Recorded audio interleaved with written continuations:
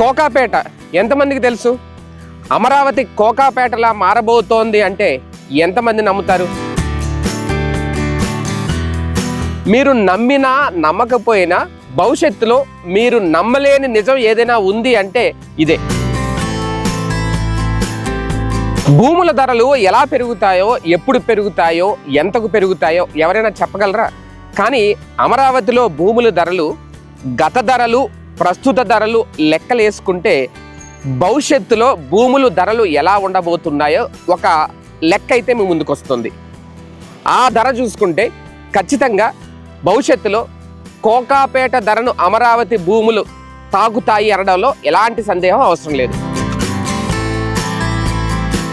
ఈ భూముల ధరలు, ఈ లెక్కలు నమ్మశక్యంగా అనిపించట్లేదా? ఫుల్ డీటెయిల్స్ ఈ వీడియోలో చెప్తాను. నేను Shekhar, welcome to hello Amaravati.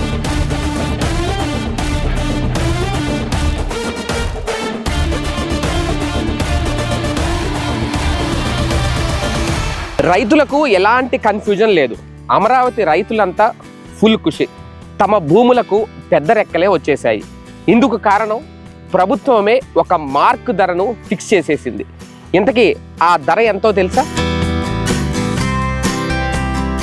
భూముల ధరలు రెండు రకాలుగా ఉంటాయి. ఒకటి ప్రభుత్వం ధర, రెండు మార్కెట్ ధర. దీనిపైనే మొత్తం ఆధారపడి ఉంటుంది. ఏ ప్రాంతానికి చెందిన భూమికైనా ప్రభుత్వం ఒక ధర ఫిక్స్ చేస్తే దాని ఆధారంగా మార్కెట్ ధర ఎక్కువే ఉంటుంది తప్ప తగ్గే ప్రసక్తే ఉండదు. నిన్న మొన్నటి వరకు అమరావతిలో భూములకు ఒక నిర్దిష్టమైన ధర లేదు. నోటి మాటలు, ప్రచారాలే తప్ప ఎకరం భూమి ధర ఎంత అంటే ఖచ్చితంగా చెప్పలేని పరిస్థితి. ఎకరం 2 కోట్లని ఒకరు, 4 కోట్లు అని మరొకరు చెప్పుకోవడమే జరిగింది. కానీ ఇప్పుడు ప్రభుత్వమే ఒక ధర ఫిక్స్ చేసింది. ఎకరం 8,20,00,000. అంటే ఇక నుంచి అమరావతిలో భూముల కొనుగోలు కానీ అమ్మకాలు కానీ జరగాలంటే ఈ 8 కోట్ల మార్క్ ఆధారంగానే జరుగుతుంది. ఇక అసలు విషయం తెలిసిపోయింది కాబట్టి కాస్తంత లోతుగా పరిశీలిద్దాం. అమరావతి రాజధాని భూముల ధరలు కొత్త రికార్డు సృష్టించాయి. స్టార్ హోటళ్ల కోసం ఎకరానికి 8.20 కోట్ల ధరను సిఆర్డీఏ నిర్ణయించగా, ప్రైవేటు పాఠశాలలకు ఎకరానికి 4.10 కోట్ల ధరను ఖరారు చేసింది. రాజధాని నిర్మాణం వేగం పుంజుకుంటున్న నేపథ్యంలో 5 స్టార్ హోటళ్లు, 5 ప్రైవేటు స్కూళ్ల ఏర్పాటుకు టెండర్లు ఆహ్వానించడం అమరావతి అభివృద్ధిలో మరో కీలక మైలురాయి దాటినట్టయింది. అయితే అమరావతిలో ఇప్పటివరకు కేటాయించిన భూముల్లో ఇదే అత్యధిక రేటు. స్టార్ హోటళ్లకు 9.19 ఎకరాలు, ప్రైవేటు స్కూళ్లకు 15.80 ఎకరాల భూమిని సిఆర్డీఏ కేటాయించింది. స్కూళ్లు నిర్మాణం కోసం 33 ఏళ్ల పాటు భూమిని లీజుకు తీసుకోవచ్చు. ఇక హోటల్ నిర్మాణానికి కేటాయించిన భూమి ఎకరానికి 8.20 కోట్ల ధర నిర్ణయించింది సిఆర్డీఏ. రాజధాని ప్రాంతంలో ప్రభుత్వ భవనాలతో పాటు హోటల్స్, రిసార్ట్స్ కూడా రావాలి. అయితే హోటల్స్, రిసార్ట్స్ కోసం ఎలాంటి నిబంధనలు పెట్టారు? ప్రభుత్వం పెట్టిన నిబంధనలకు వచ్చే హోటల్స్ ఎన్ని? అసలు సర్కారు ప్రణాళిక ఏంటి? కొత్తగా వచ్చే హోటల్స్ ప్రభుత్వానికి కానీ సిఆర్డీఏకి కానీ ఎలాంటి సౌకర్యాలు కల్పించాల్సి ఉంటుందో తెలుసా? టెండర్లలో ఏ అంశాలు పొందుపరిచారో తెలుసా? రాజధానిలో 3 3 స్టార్, 2 4 స్టార్ హోటళ్లు ఏర్పాటు చేయనున్నారు. హోటల్ భూములను ప్రీ హోల్డ్ పద్ధతిలో కేటాయిస్తారు. అయితే ఇవన్నీ కొన్ని నిబంధనలు పాటించాలి. అవి ఏంటి అంటే, హోటల్ ఏర్పాటు చేయాలంటే కనీసం 75 కోట్ల రూపాయల పెట్టుబడి తప్పనిసరి. ప్రతి హోటల్లో కనీసం 125 గదులు ఉండాలి. ప్రతి గది 5 స్టార్ ప్రమాణాలకు అనుగుణంగా ఉండాలి. ప్రతి హోటల్ భవనంపై హెలీప్యాడ్ ఏర్పాటు చేయడం తప్పనిసరి. హోటల్ నిర్వహణకు కనీసం 175 మంది సిబ్బంది ఉండాలి.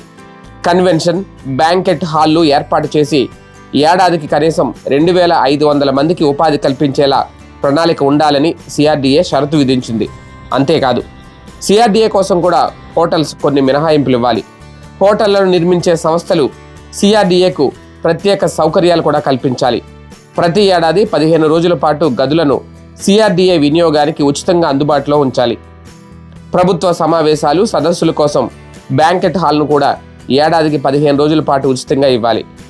ఏడాదిలోపు బ్యాంకు గ్యారంటీ సమర్పించడంతో పాటు నిర్ణీత గడువులో నిర్మాణాలు పూర్తి చేయాలి. ఒప్పంద నిబంధనలు ఉల్లంఘిస్తే జరిమానాలు, బ్యాంకు గ్యారంటీ జప్తు వంటి చర్యలు తీసుకునే అవకాశం ఉంటుందని టెండర్లలో స్పష్టం చేసింది సిఆర్డీఏ. హోటళ్ల సంగతి సరే, విద్యా సంస్థల ఏర్పాటు కోసం కూడా ఒక ప్రత్యేక ప్రణాళికను రూపొందించారు.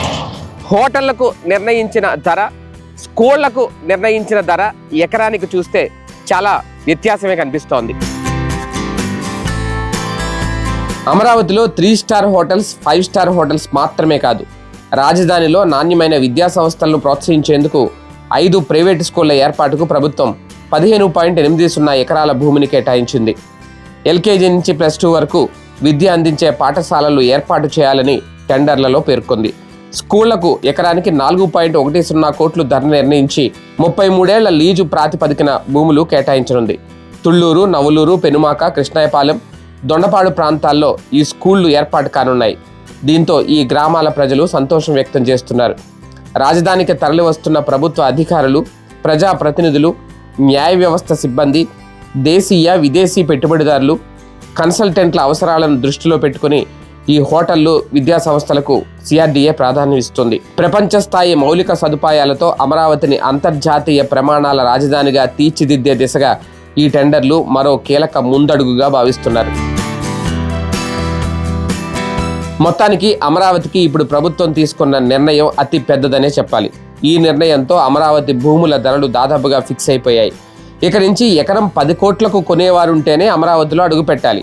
అది కూడా ఇప్పుడు మాత్రమే.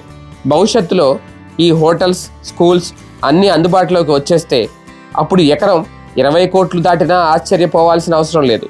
గతంలోనే ముఖ్యమంత్రి చంద్రబాబు కీలక ప్రకటన చేశారు. అమరావతిలో ఎకరం 20 కోట్లు పలికేలా అభివృద్ధి చేస్తామని. ఆ మైలురాయిని సగం వరకు రీచ్ అయిపోయినట్టే ప్రస్తుత పరిస్థితులు కనిపిస్తున్నాయి. అంటే భవిష్యత్తులో అమరావతిలో ఏదొక ఏరియా కోకాపేటను తలపిస్తుందేమో చూడాలి. అభివృద్ధి ఆటోమేటిక్గా జరగాలి అంటే ప్రభుత్వం నుంచి ప్రోత్సాహం అవసరం. ఆ ప్రోత్సాహం అందించేందుకే కీలక దిశగా ఈ అడుగులు అయితే పడుతున్నాయి. ఈ నేపథ్యంలోనే భూముల ధరలు పెరుగుతున్నాయి.